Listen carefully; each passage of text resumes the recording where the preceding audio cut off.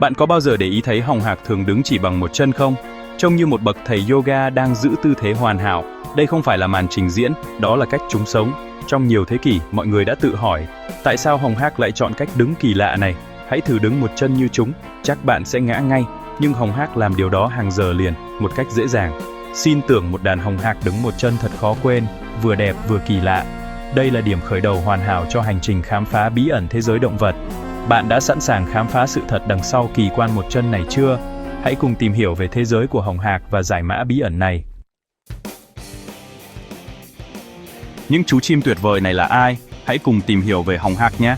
Hồng hạc là loài chim cao, sống ở vùng nước nông, được tìm thấy ở các vùng ấm áp trên khắp thế giới. Bộ lông hồng rực rỡ của chúng đến từ chế độ ăn giàu carotenoid, loại sắc tố tạo nên màu cam của cà rốt. Hồng hạc sống thành đàn lớn, giúp chúng tìm thức ăn và an toàn khỏi kẻ săn mồi. Chúng giao tiếp bằng những tiếng kêu to, khiến đàn trở nên sống động. Đôi chân dài và chiếc mộ đặc biệt giúp chúng lọc các sinh vật nhỏ từ nước.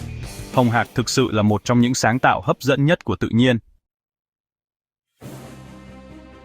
Một ý kiến phổ biến về tư thế đứng một chân của hồng hạc là nó giúp chúng giữ ấm.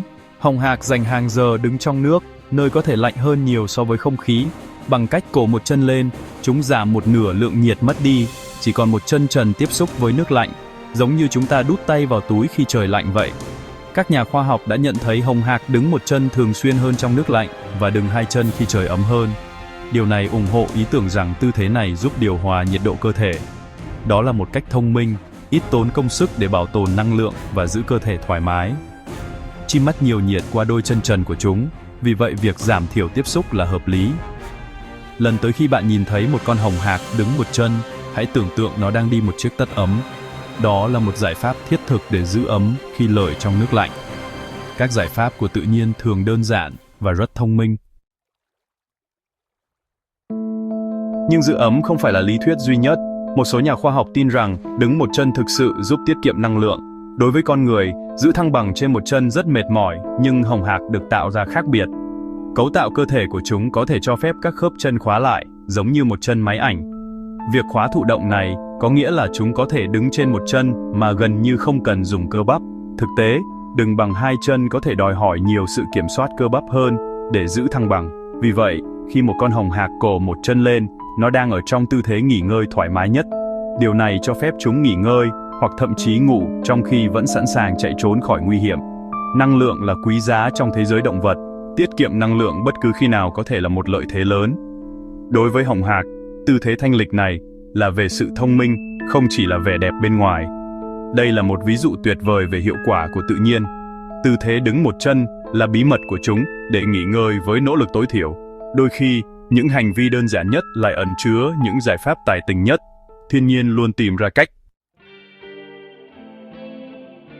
Vậy nếu lý thuyết nào đúng? Các nhà khoa học đã kiểm tra cả hai ý tưởng. Các nhà nghiên cứu đã tìm hiểu hồng hạc rất kỹ, thậm chí dùng cả xác hồng hạc để hiểu cách hoạt động. Họ phát hiện ra rằng một con hồng hạc đã chết vẫn có thể đứng trên một chân mà không cần hỗ trợ gì, nhưng lại không thể đứng trên hai chân. Điều này chứng tỏ hồng hạc có một cơ chế giữ thăng bằng tự động. Các khớp và dây chằng của chúng khóa lại, giúp chúng đứng vững mà không tốn sức.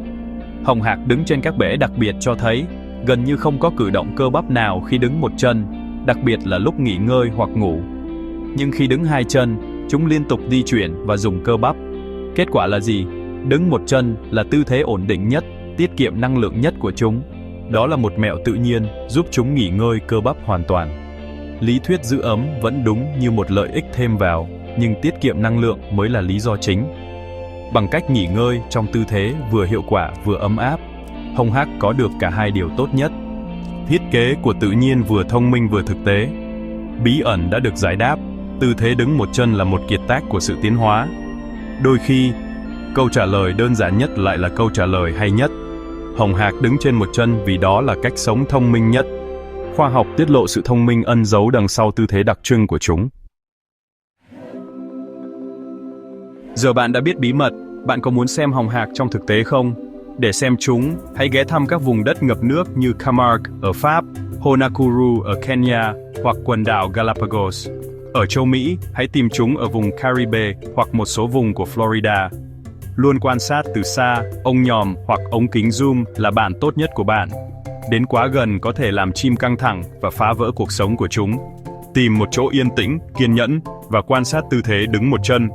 Hãy để ý xem những con hồng hạc đang nghỉ ngơi tĩnh lặng như thế nào so với những con năng động hơn, đứng hai chân. Xem liệu có nhiều chim đứng một chân hơn khi nước lạnh hoặc gió. Đừng chỉ tập trung vào tư thế của chúng, hãy xem những điều nhảy tán tỉnh, kiếm ăn và thậm chí cả những chú chim con lông tơ của chúng. Mỗi khoảnh khắc đều mang đến một cái nhìn mới về thế giới của chúng. Quan sát hồng hạc là một sự kết nối mạnh mẽ với những kỳ quan của tự nhiên.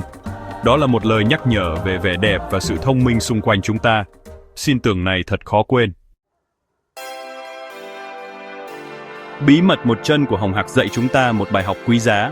Ngay cả những hành vi kỳ lạ nhất trong tự nhiên cũng có mục đích. Mọi thứ đều được kết nối.